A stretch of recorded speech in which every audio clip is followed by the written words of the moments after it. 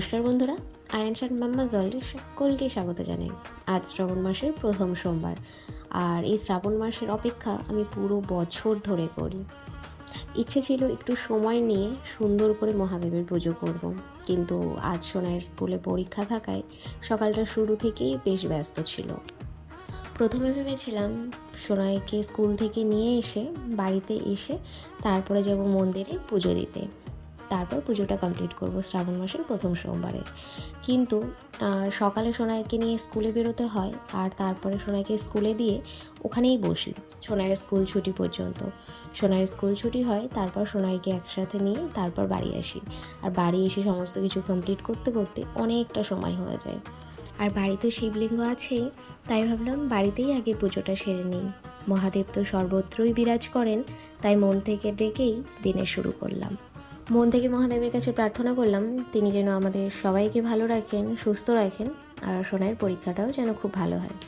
তারপর গত শ্রাবণ মাস, তার আগের শ্রাবণ মাসে সবুজ চুড়িগুলো মহাদেবের মাথায় ছুঁয়ে তার আশীর্বাদ নিয়ে আজ আবার পড়লাম। আমার বিশ্বাস, ভক্তি আর বিশ্বাসের সবচেয়ে বড় শক্তি হলো ঈশ্বরের আশীর্বাদ।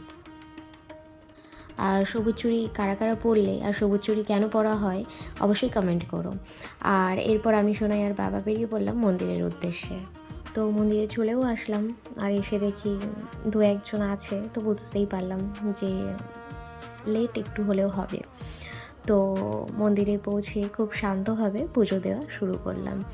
আর চারপাশে কিছু ভক্ত রয়েছে, ঘণ্টার ধ্বনি আর হর হর মহাদেব ধ্বনিতে যেন পুরো পরিবেশটাই অন্যরকম পবিত্র হয়ে উঠেছিল।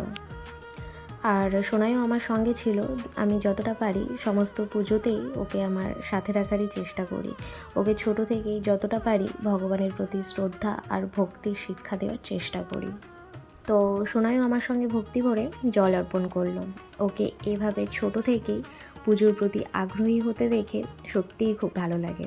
তবে সময়ের দিকেও খেয়াল রাখতে হচ্ছিল, কারণ সোনাইয়ের পরীক্ষা চলছে যেহেতু। এক্সাম না থাকলে হয়তো এই সোমবারটা ছুটির কথা ভাবতাম, কিন্তু যেহেতু এক্সাম চলছে তার জন্য সেটাও যেহেতু খেয়াল রাখতে হবে। এই শ্রাবণ মাসের এই প্রথম সোমবার দিয়ে আমার পরের সোমবারগুলো নিয়ে ভীষণ রকমের টেনশন কাজ করছে।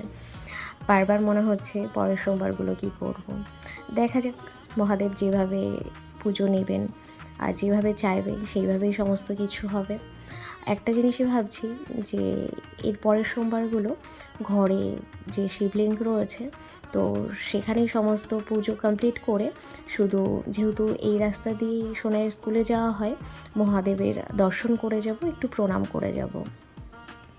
আর লাস্ট সোমবারে চেষ্টা করব আবার মন্দিরে আসার, বা যদি পেরে উঠি বা সময় হয়ে ওঠে তাহলে মন্দিরেও আসবো সকালে। কিন্তু এই সকালে যেহেতু সোনাইয়ের স্কুলটা থাকে আর সোমবার, তো আরও ব্যস্ততার মধ্যে থাকতে হয়, আর সমস্ত কিছু একসাথে ভীষণই প্রবলেম হয় সামলাতে। যাক, শ্রাবণ মাসের এই প্রথম সোমবারটা তো কোনোভাবে ম্যানেজ হলো। পরের সোমবারগুলো দেখা যাক কী করা যায়। আর আমি সবসময় সব কিছুতেই বেশি ভিড়, বেশি জাঁকজমক জিনিসটা একদম পছন্দ করি না।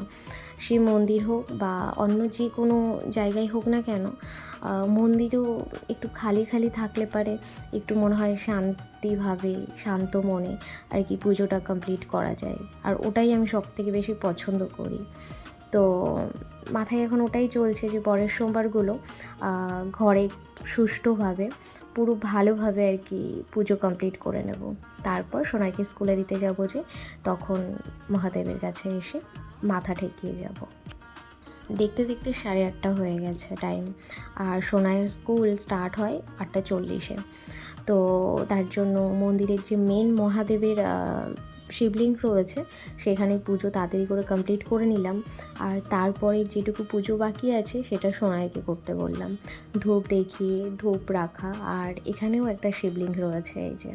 তো সোনাইকে বললাম বাকি সমস্ত কিছু তাড়াতাড়ি করে কমপ্লিট করো, কেন কি স্কুলের টাইম হয়ে যাচ্ছে। তারপর আবার কি টোটোর জন্য কিছুটা হলেও ওয়েট করতে লাগে। সব টোটো যেহেতু আবার যায় না ওইদিকে, এটাও আর এক ধরনের প্রবলেম হয়ে যায়।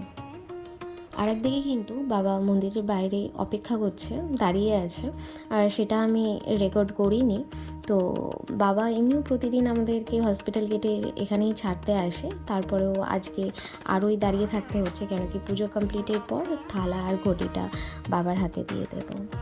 অনেকটা সময় হয়ে যাওয়াতে তাড়াতাড়ি করে বেরিয়ে পড়লাম। আর একটা ঘটনা আজ সত্যিই মনে থেকে যাবে, মন্দির থেকে বেরিয়েই সঙ্গে সঙ্গে একটা টোটো পেয়ে গেলাম। মনে হলো আজ যেন মহাদেব নিজেই আমাদের পথটা সহজ করে দিলেন, কারণ সময় মতো স্কুলে পৌঁছানোটা আজকের জন্য খুবই জরুরি। তারপর সোজা স্কুলের পথে, তারপর সময় মতো পৌঁছে সোনাইকে পরীক্ষার জন্য শুভেচ্ছা জানিয়ে স্কুলে পাঠিয়ে দিলাম। আর তারপর চলে আসলাম আমরা মায়েরা যেখানে বসি আর গল্প আড্ডা সমস্ত কিছু হয়, যেখানে পুরোটা সময় কাটে সেই 8:40 পর থেকে 12:40 পর্যন্ত। তো সেখানে এসে বসলাম, আর সময়টা খুব তাড়াতাড়ি পার হয়ে যায়। আর দেখতে দেখতে সোনাইয়ের আবার স্কুল ছুটি হওয়ারও সময় হয়ে আসলো, আবার অপেক্ষা। তো স্কুল ছুটি হয়ে গেছে, সোনাই আর সোনাইয়ের বন্ধু একে অপরকে বাই করছে, আর এইবার বাড়ি ফেরার পালা। আবার মহাদেবের কাছে আমার একটাই প্রার্থনা, তিনি যেন আপনাদের প্রত্যেকের জীবনে সুখ শান্তি সুস্বাস্থ্য আর আশীর্বাদে ভরিয়ে দেন। তো আজকের ভিডিও আমি এখানে শেষ করছি। সকলে ভালো থাকবেন, সুস্থ থাকবেন। আপনারা শ্রাবণ মাসের প্রথম সোমবার কিভাবে কাটালেন অবশ্যই কমেন্ট করে জানাবেন। আবার দেখা হবে অন্য কোনো নতুন কোনো ব্লগে। সকলকে হর হর মহাদেব।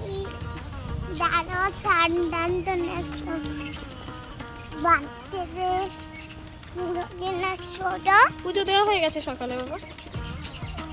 আচ্ছা তুমি আরেকবার পুজো দিয়ে দিও, ঠিক আছে? তারপর পুজো দিতে ছোটা হুম করে হুম পড়াশোনা রাত্রিতে তেরা দুটো হুম তারপরে আদান ছোটানো ইচ্ছুক হুম বাই করে দাও।